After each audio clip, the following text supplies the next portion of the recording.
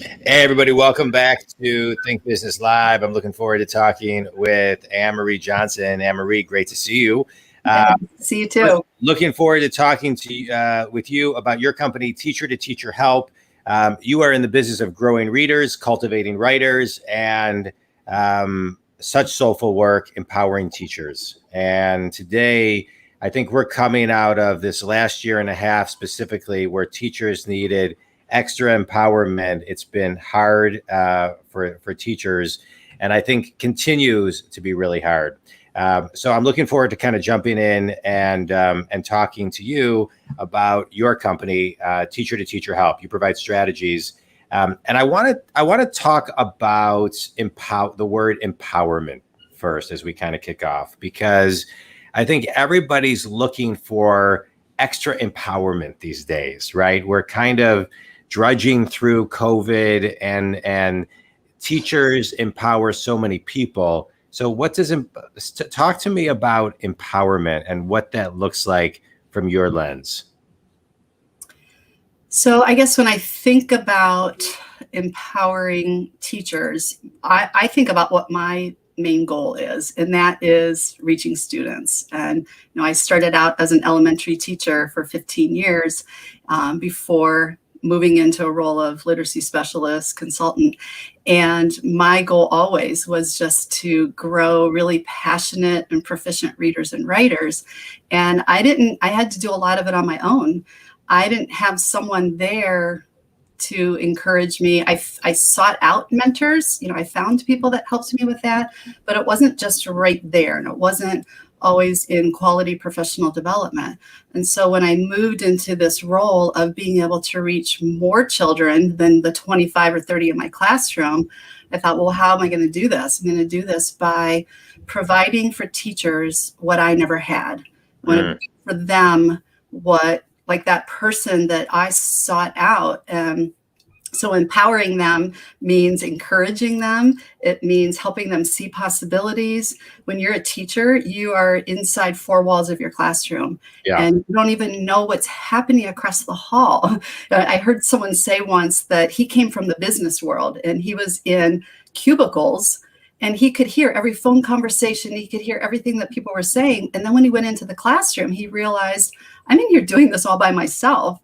And there are people down the hall that could help me, and there just aren't opportunities. So I because I'm in so many classrooms and get to work with so many teachers, one way that I empower teachers is by showing them possibilities of all these amazing things that are happening outside their classroom, so that maybe they can be inspired to do it in their classroom. So kind of connecting them to best practices and other people that they can't do on their own. Yeah. I love everything that you just talked about, opening up the lens and kind of taking down the walls of what's going on in not only their classroom and throughout their school, but all schools that you're in. And when you're talking about, providing teachers what you never had, there's always, the beautiful part of, that's, taking the struggle and then creating a business out of it, right? Creating something that can help somebody's life and accelerate everything they're doing. And so we're in a time right now where I think a lot of people are looking for those slivers of opportunity where they can take their skill set and create a business out of it. We saw 4 million people left their jobs in April. We're hearing of the millennial generation getting ready to, start a lot of their own businesses.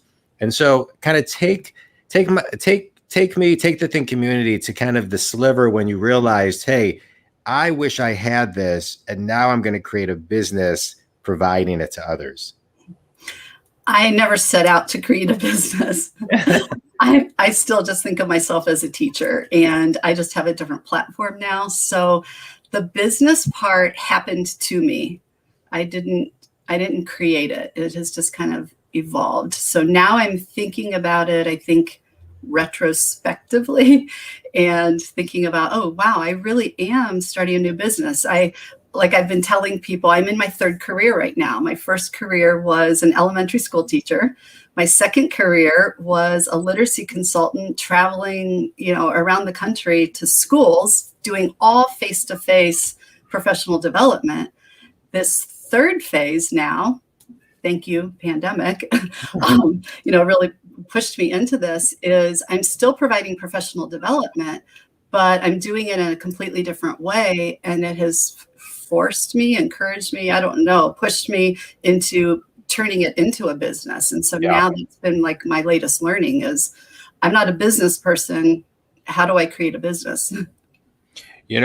It's interesting. You say you're not a business person, but I know a lot of teachers that end up being phenomenal business people / leaders because they're used to having to communicate things in a way that an entire classroom and individuals can understand them. And I think for many leaders, that's the hardest part of being a business owner and a leader is articulating their vision and their message.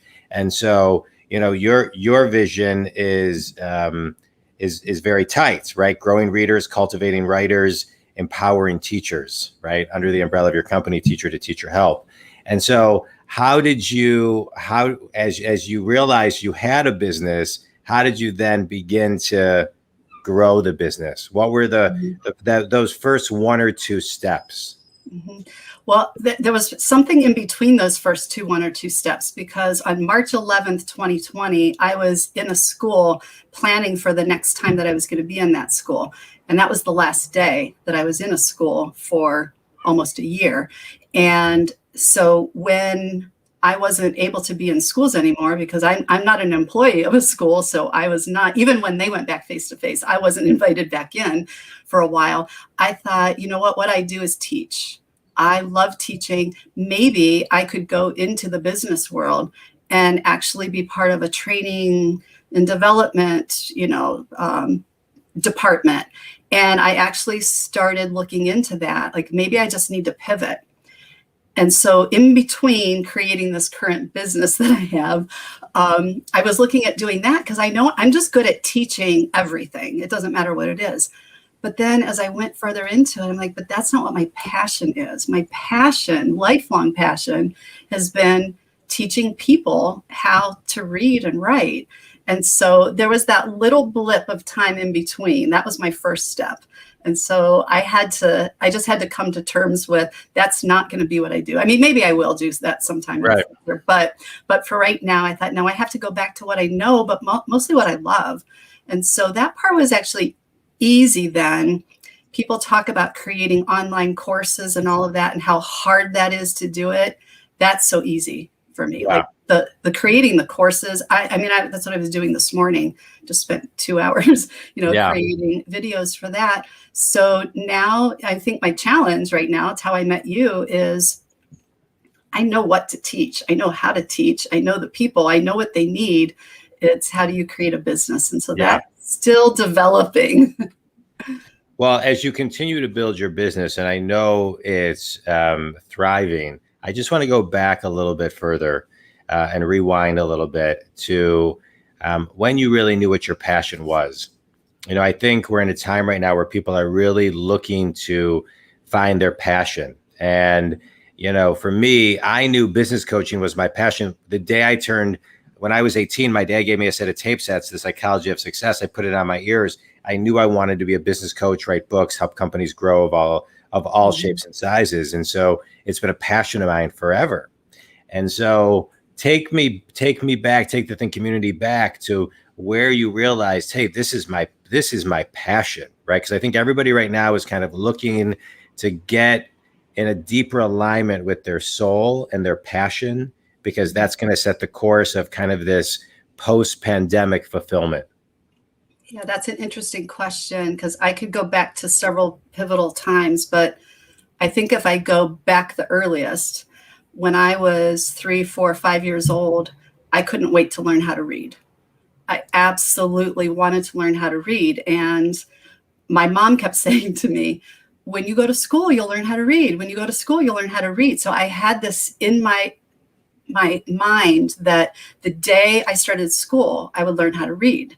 And I remember, it's a very clear memory of mine, getting off the bus the first day of school, bursting into tears. I loved school, but I was angry at my mom that she told me I was going to learn to read, and I didn't. And then what happened was learning to read was actually kind of a hard process. Not hard, like it wasn't hard for me to learn to read, but it was long and boring and it was awful until I started getting connected with like real books. So that was a pivotal point. But now fast forward, my first year of teaching, I'm in an inner city school. I'm teaching second graders who are all, not one single one was on the second grade reading level. And I looked at those students and I thought, they don't have parents who are taking them to the library. They don't have all the advantages that I had happening outside of school. Reading was really boring for me at school because there was a disconnect. It was just this thing that you had to do. And now I'm in my first classroom. I'm 22 years old and I'm doing the same thing with my students that was done to me. And I had this light bulb moment that reading is everything to me. I want it to be everything for my students. I want it to be their ticket out of poverty, but I can't teach my students the same way that I was taught because they're not going home and many of my students' parents didn't even graduate from high school. So I couldn't rely on what was happening there. And then that set the course for me because I thought that year I either have to quit teaching and find something else to do because I'm not effective, or I have to figure out how to teach kids to read. And so I'd say it's those two things. It was my strong desire as a child to learn how to read and being disengaged with what reading looked like at school, still loving reading, but then getting into my classroom and finding out that I wasn't doing anything to help my students. So that's been 35 years worth of, that's my whole mission, is to help kids love reading, writing, and be good at it. Yeah, I love it. I love it. I love hearing people's backstory, and, it reminds me of my daughter's 15, but when she was 1.5, 2 years old, we were buying her books because she loved to learn. She just loved to study and all of that. And she still does, she still loves learning. Mm-hmm. Well, thanks for sharing that. I think, stories like that allow people to kind of sit back and listen and tap into their own story, and go back and really kind of settle in and surrender to, I think, help find their own passion. And I really do believe fulfillment is something that is front and center. One of my favorite quotes by Tony Robbins is, "Success without fulfillment equals failure." And I think we have a society that is looking for fulfillment today. So I appreciate you sharing that story. Well, and just putting my teacher hat back on, something that I am really intentional about with teachers that I work with now, and it's something I wish I had done more of with my own students, is you can see what some students, like what they're going to become when they are 5, 6, 7 years old, if we cultivate their passion. So when you ask me that question, my passion started when I was very young. I look at my own 3 children, their passion started when they were very young. I didn't know what they were going to turn into, but now that they're young adults, I can look back and see, wow, did I cultivate those in the best way? And more, I guess, more to the point is, my students, I'm not sure. I did that with some students, but I don't know if I did it with all of them. And so that's advice that I now give to teachers. Make sure that's part of your day. Finding books that they want to read about, that they're passionate about. It doesn't matter what the topic is. It's more important that you're cultivating what they might become someday through books. And how does a teacher do that today when they've got a class of 30 some kids? Teachers today, I think many teachers, have to teach to the middle. Kids have masks on today. How do they kind of look at their time and allocate it, and how do they do that today effectively? So this is actually something that I teach teachers to do just informally, is just listen. So times that you listen are when they walk in the door in the morning, when they are putting their boots on, when they're getting ready for lunch. They're having these conversations with each other, and they're talking about things that are happening in their lives. And when we listen in on those, we get a window into what we can have them read about and write about. And so it doesn't take any extra time. It just takes being really aware. So when, I get this question all the time, our kids, they just spend all their time on video games. They don't have anything to write about. They don't want to write. Like, oh, that is so not true.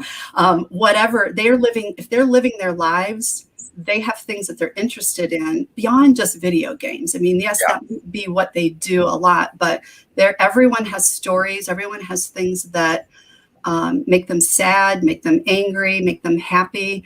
But we're going to know that by just eavesdropping, listening in on their conversations. And then you come in the next day and you say, I saw this book. It made me think of you. I heard you talking about whatever, an animal or whatever. And you put it on their desk with a sticky note and says, made me think of you. Yeah. It's as simple as that. And then you make those connections. I love it. And that advice it's so simple, it's complicated, right? Just paying attention to the moments when, I think kids are just speaking freely, right? And where they don't feel like they're like in school in those moments that you kind of highlighted and outlined. And I love that. I love that. Yeah. It's like hidden in plain sight. It's right. It's right there. You don't have to do extra work. You just have to pay attention when they're in their elements, right? When they're in their natural element. Mm-hmm. Yeah.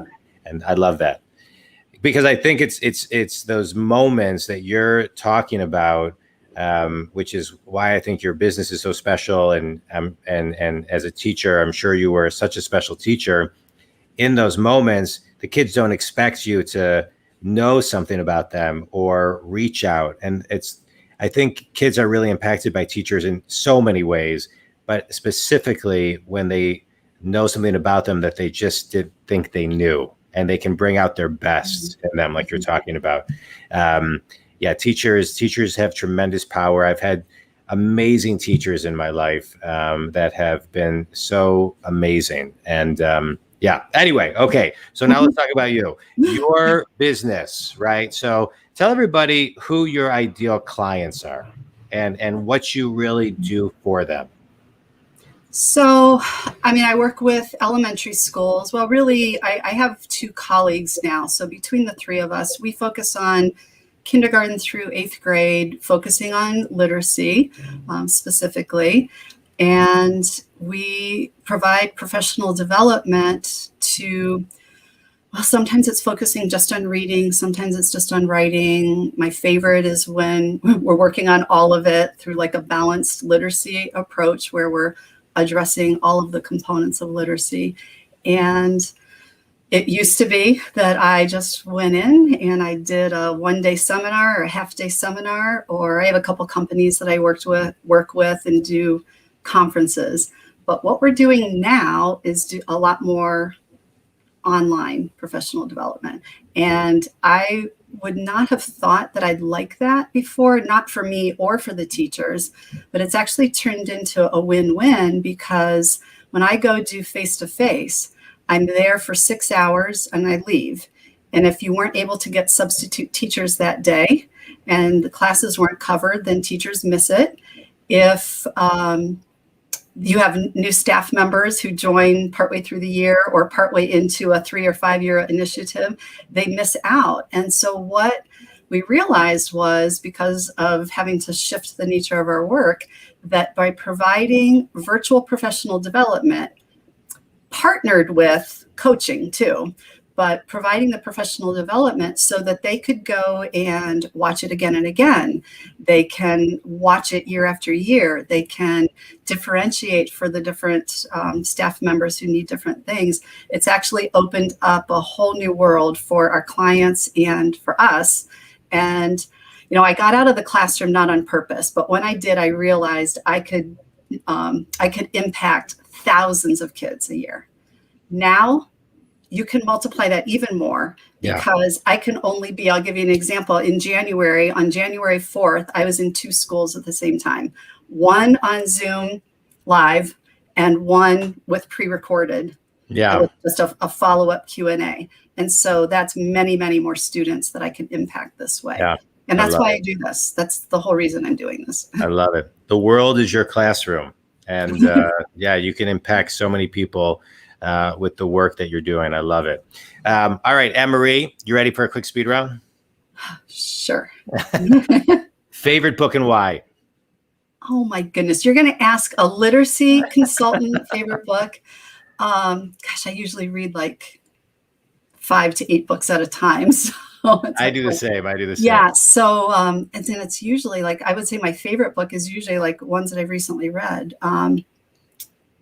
Actually, I have a couple sitting right here. So I am currently reading The Choice. This is a memoir by a Holocaust survivor.